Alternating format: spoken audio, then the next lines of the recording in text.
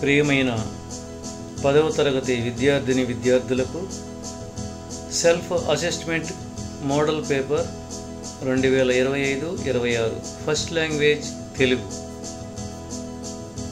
Question paper మరియు key తెలుసుకుందాం.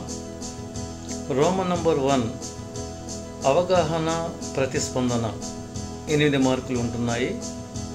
దానిలో 1 క్రింది పరిచిత పద్యమును చదివి ఇచ్చిన ప్రశ్నలకు జవాబులు రాయండి. 4 మార్కులు. పద్యము ఇస్తున్నాడు. ప్రశ్నలు: ఆ పై పద్యంలో ఎవరిని పూజించాలని కవి అన్నాడు? జవాబు: 5గురిని పూజించాలని కవి అన్నాడు. ఆ పుణ్యాన్ని కోరే గృహస్థుడు ఎవరిని పూజించాలి? జవాబు: తల్లి, తండ్రి, గురువు, అగ్ని, ఆత్మలను పూజించాలి. ఈ ఎవరు ధర్మాత్ముడు అని ఇందులో చెప్పబడింది? జవాబు: తల్లి, తండ్రి, గురువు, అగ్ని, ఆత్మలను పూజించిన వాడే ధర్మాత్ముడని చెప్పబడింది. ఈ పుణ్యాన్ని కోరే గృహస్థుడు వీరిని పూజించడంతో పాటు ఏం చేయాలి? జవాబు: పుణ్యాన్ని కోరే గృహస్థుడు వీరిని పూజించడంతో పాటు సంతోషపరచాలి అని రాయాలి. 2వ ప్రశ్న: క్రింది గద్యాన్ని చదివి అడిగిన ప్రశ్నలకు సమాధానాలు రాయండి. 4 మార్కులు. గద్యాన్ని క్షుణ్ణంగా చదవాలి. చదివి ప్రశ్నలకు జవాబులు రాయాలి. ఆ ఎవరి ప్రసంగాలు వినాలని దేశ విదేశాల ప్రజలు ఆరాటపడేవారు? జవాబు: రాధాకృష్ణన్ ప్రసంగాలను వినాలని దేశ విదేశాల్లోని ప్రజలు ఆరాటపడేవారు. ఆ గురువులకే గురువు ఎవరు? జవాబు: గురువులకే గురువు విద్య అని రాయాలి. ఈ పై పేరాలో పద్మభూషణ్ పురస్కార గ్రహీత ఎవరు?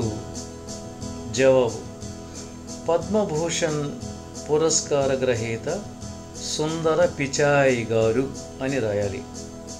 చివరి ప్రశ్న: ఈ పై గద్యం ఆధారంగా ఏదైనా అర్థవంతమైన ఒక ప్రశ్న తయారు చేయండి.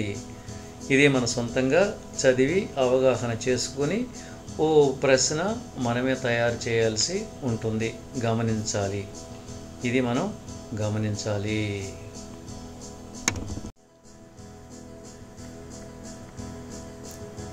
రెండవ పేజీ రోమన్ నంబర్ 2 వ్యక్తీకరణ సృజనాత్మకత 16 మార్కులు ఉంటుంది. 2x4. క్రింది ప్రశ్నలకు 4-5 వాక్యాలు సమాధానాలు రాయండి. 2x4 8 మార్కులు. 3 ప్రత్యక్ష దైవాలు పాఠ్యభాగ కవిని గురించి రాయండి.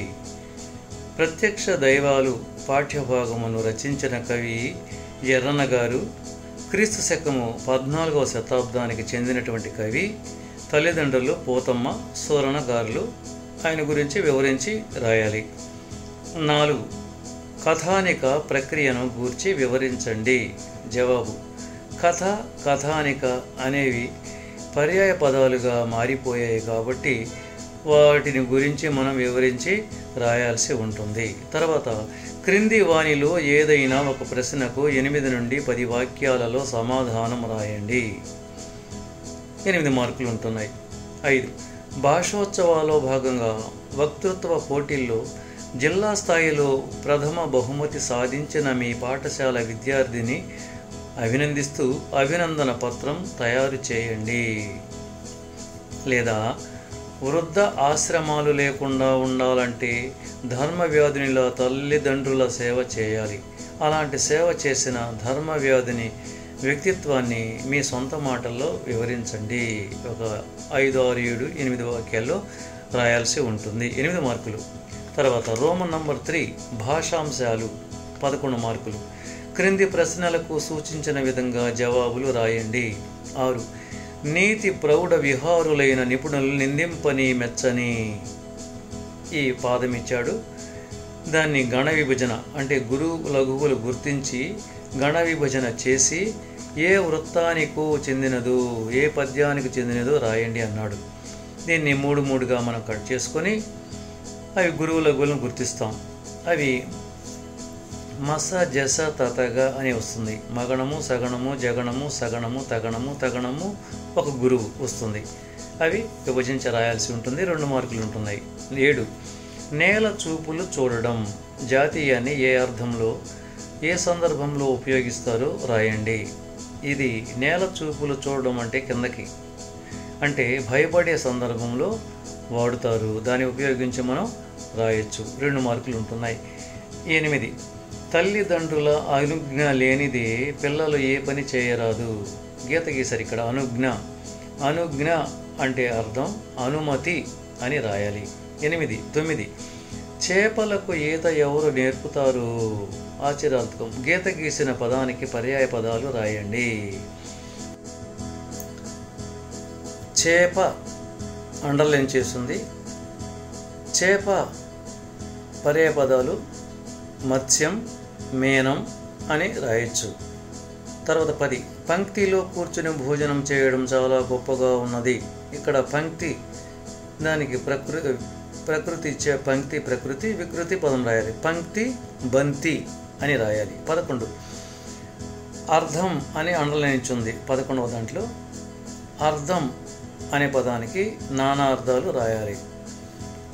నానా అర్థము అంటే ఒక అర్థానికి వేరు అర్థాలు వస్తాయని గ్రహించాలి. పర్యాయ పదాలు అంటే ఆ పదానికి అదే అర్థము వస్తుంది. దీనికి అర్థం నానా అర్థాలు అంటే సంపద శబ్దార్థం అని రాసుకోవచ్చు. 12 నాదైన పదమునందు గల సంధి పేరు రాయండి. నాదైన ఆ పదానికి సంధి పేరు రాయమన్నాడు. విడదీద్దాం. నాదు ప్లస్ అయినా. అయినా అనేది అచ్చు. అయినా రాయాలి. అది ఉత్వ సంధి. తెలుసు కదా ఎలా వస్తుందో తెలుసు కదా మనకు. నాదు అయినా పూర్వ పదము, రెండవది ఉత్తర పదము లేదా పరపదము. మొదటి పదము చివరన ద ప్లస్ ఉ అని వస్తుంది ఉకారం. అందువలన ఉత్వ సంధి అని వస్తుంది. 13 ఈత పొల్లల గంప